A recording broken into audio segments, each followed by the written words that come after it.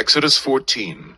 And the Lord spake unto Moses, saying, Speak unto the children of Israel, that they turn and encamp before Pi-hahiroth, between Migdol and the sea, over against Baal-zephon. Before it shall ye encamp by the sea. For Pharaoh will say of the children of Israel, They are entangled in the land, the wilderness hath shut them in. And I will harden Pharaoh's heart, that he shall follow after them. And I will be honored upon Pharaoh, and upon all his host, that the Egyptians may know that I am the Lord. And they did so. And it was told the king of Egypt that the people fled. And the heart of Pharaoh and of his servants was turned against the people. And they said, Why have we done this, that we have let Israel go from serving us?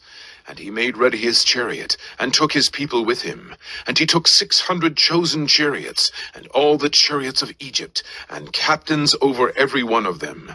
And the Lord hardened the heart of Pharaoh, king of Egypt, and he pursued after the children of Israel.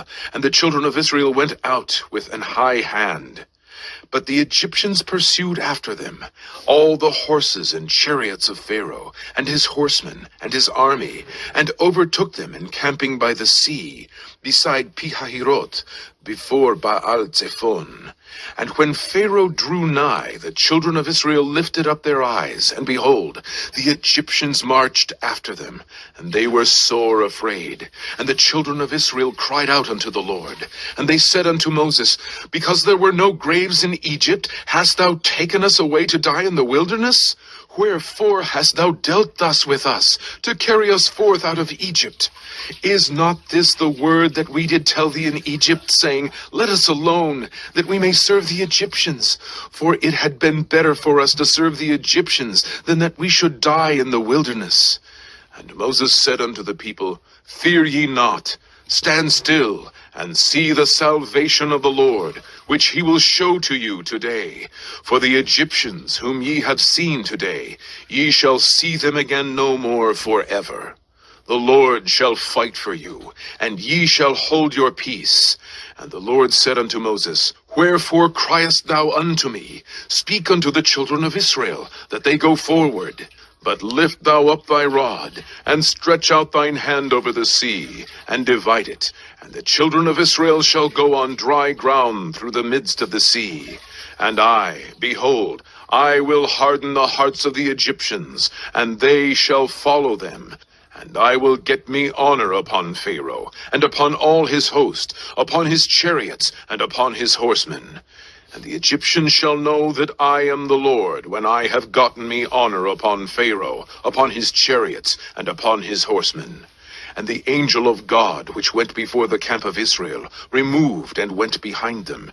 And the pillar of the cloud went from before their face, and stood behind them. And it came between the camp of the Egyptians and the camp of Israel. And it was a cloud and darkness to them, but it gave light by night to these, so that the one came not near the other all the night. And Moses stretched out his hand over the sea, and the Lord caused the sea to go back by a strong east wind all that night, and made the sea dry land, and the waters were divided. And the children of Israel went into the midst of the sea upon the dry ground, and the waters were a wall unto them on their right hand and on their left.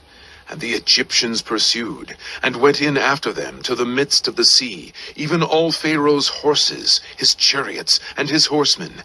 And it came to pass, that in the morning watch the Lord looked unto the host of the Egyptians through the pillar of fire and of the cloud, and troubled the host of the Egyptians, and took off their chariot wheels, that they drave them heavily. So that the Egyptians said, Let us flee from the face of Israel, for the Lord fighteth for them against the Egyptians. And the Lord said unto Moses, Stretch out thine hand over the sea, that the waters may come again upon the Egyptians, upon their chariots, and upon their horsemen. And Moses stretched forth his hand over the sea, and the sea returned to his strength, when the morning appeared, and the Egyptians fled against it. And the Lord overthrew the Egyptians in the midst of the sea. And the waters returned and covered the chariots and the horsemen and all the host of Pharaoh that came into the sea after them.